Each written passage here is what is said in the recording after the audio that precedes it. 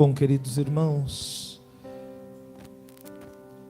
nós gostaríamos de meditar de modo sereno, calmo, estes 5 versículos do Evangelho de nosso Senhor Jesus Cristo, que se encontra em São Mateus, no capítulo 7, dos versículos de 1 a 5.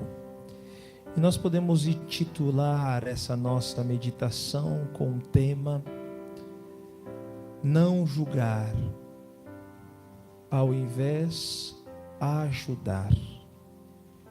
Não julgar, mas ajudar. Primeiro versículo, Jesus deixa a primícia de não julgar para não ser julgado. Mas no segundo versículo, ele já coloca essa segunda primícia: pois vós sereis julgados com o mesmo julgamento que julgardes. Então nós aqui já percebemos que o julgamento no espiritual, ou seja, do qual Deus nos julgará, será com a mesma medida e a mesma forma com qual julgaremos os outros. Porém, no primeiro versículo, ele diz para não julgar. Então essa é a ordem, não julgueis. Mas depois, logo em seguida, ele diz, com a mesma maneira que julgardes, serei julgado. O que está por trás destas linhas? A forma com a qual nós julgamos. Então, no fundo, nosso Senhor Jesus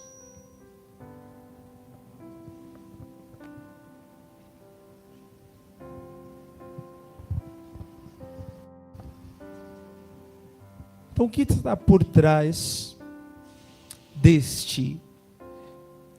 destas linhas é a forma, o modo, a maneira com a qual julgamos. Nós impulsionávamos no momento do ato penitencial as formas e colocávamos as formas e as maneiras de julgar. Você pode chegar diante de uma pessoa e julgar ela pelo jeito que ela anda. O jeito que ela anda, nariz empinado. Aí você já emite um julgamento. Ela é orgulhosa por causa que ela anda de jeito de nariz empinado. Ou de repente você vê uma pessoa que anda com a cabecinha baixa. Aí você vai lá e emite um julgamento. Olá, que coitado. Parece um coitadinho. Meu Deus do céu. Deve ser uma pessoa que não vale nada. Então ali você já emitiu um julgamento. Ou você pode julgar pelo fato de a pessoa morar num determinado ponto, num determinado lugar, numa determinada forma, numa determinada maneira. Ele mora, não sei, ele mora lá na favela da Rocinha. Então eu omito um julgamento porque ele é da favela da Rocinha. Ou ele mora em Copacabana. Então eu emito um outro julgamento pelo fato de ele morar em Copacabana. Ou eu omito um julgamento porque ele é da igreja, porque ele não vai na igreja. Enfim, cada ação do outro, ela gera em nós um julgamento. Porém, esse julgamento ele pode ser positivo ou negativo. Então, o que é necessário? A justa medida. E sereis medidos com a mesma medida que medirdes. O julgamento ele se faz necessário, mas da maneira certa, na medida certa. Por que estou dizendo isso?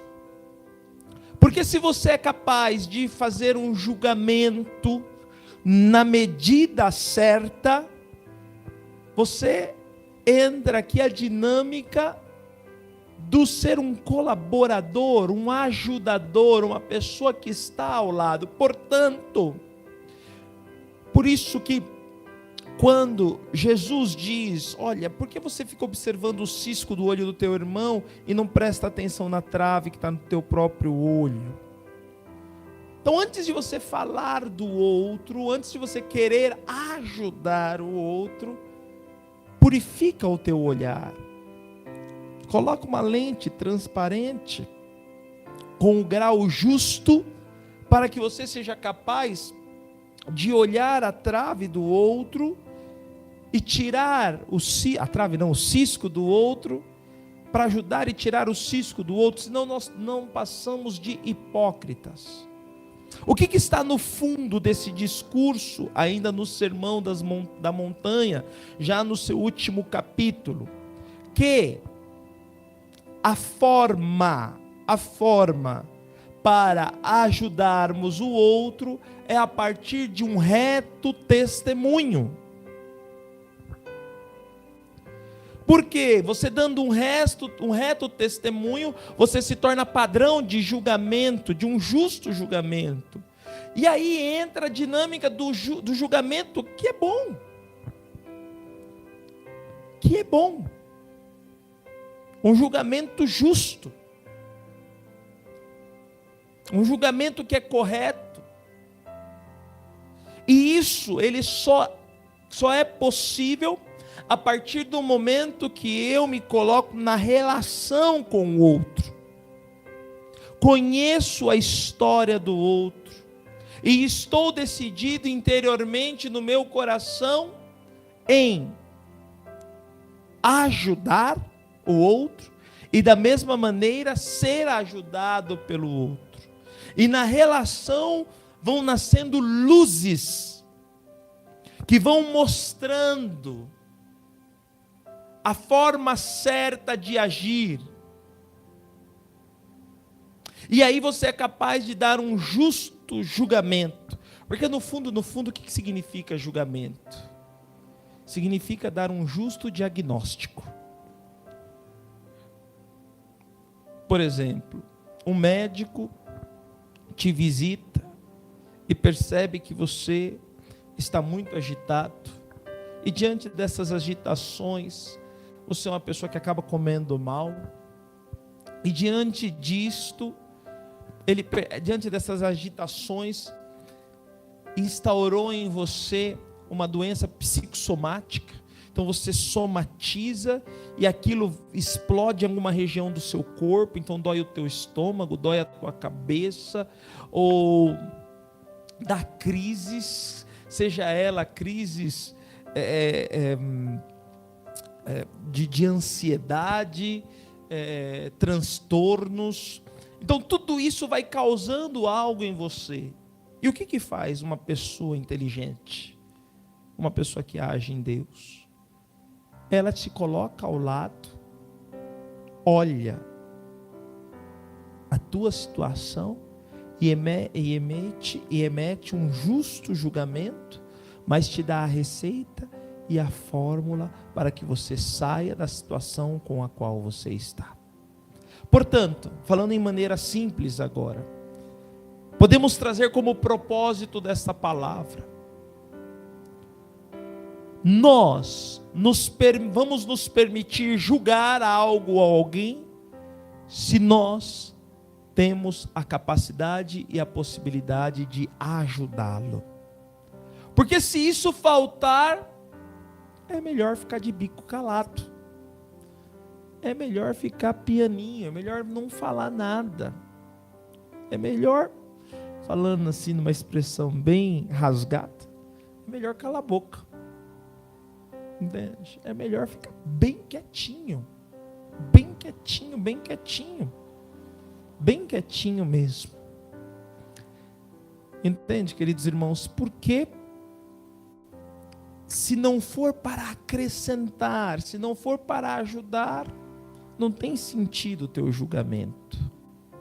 Portanto, o julgamento ele só tem ele só tem esse viés se é para construir o irmão. Se nós paramos e pensamos um pouco, uma das formas, regras pastorais, né, da teologia, para você agir num campo pastoral, é o ver, julgar e agir.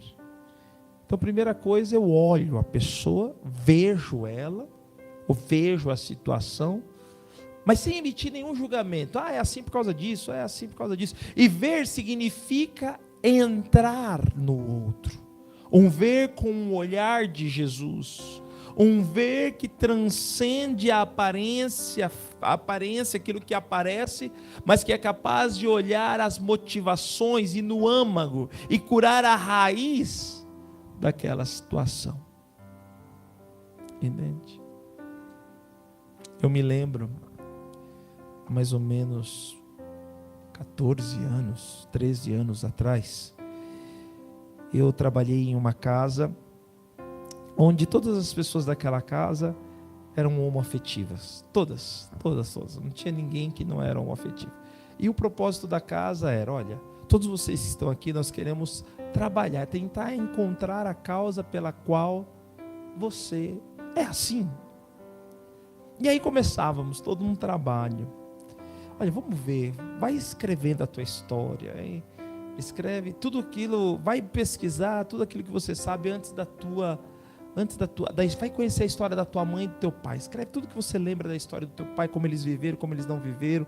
Depois você sabe se você foi desejado, se você não foi desejado, como foi a tua gestação.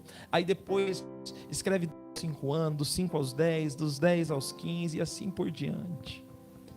E aí você ia começando. Eu me lembro de um rapaz que estava lá, ele era um travesti, foi um travesti, né? Graças a Deus morreu, hoje ele faleceu, até foi curado da AIDS quando estava na nossa casa, um milagre que aconteceu na vida desse homem.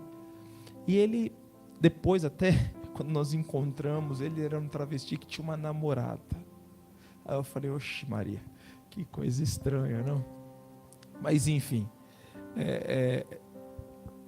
e aí ele falando que ele tinha prazer normal também por mulheres. E aí fomos, por que você é assim? Poxa, não sei, isso e aquilo, né? E aí conversando, falando, escavucando. E aí ele falava que quando ele era adolescente, com 10, 11 anos, ele assistia aquele programa do Raul Gil, que tinha as transformistas. Quem é da minha idade, de 40 anos, ou acima dos 35, 40 e 45, sabe muito bem deste programa. Talvez os jovens que aqui estão não conheçam esse programa. E tinha lá a apresentação dos transformistas, dos drag queen, e todo aquele glamour, tudo aquilo. E ele falava que aquilo ia incutindo dentro do coração dele, dentro da cabeça dele, aquela coisa, aquele desejo de ser como aquilo, né? E depois tinha uma experiência negativa do pai, que o pai o maltratava. Então para ele homem não era bom, então de repente tinha que ser um homem como aqueles.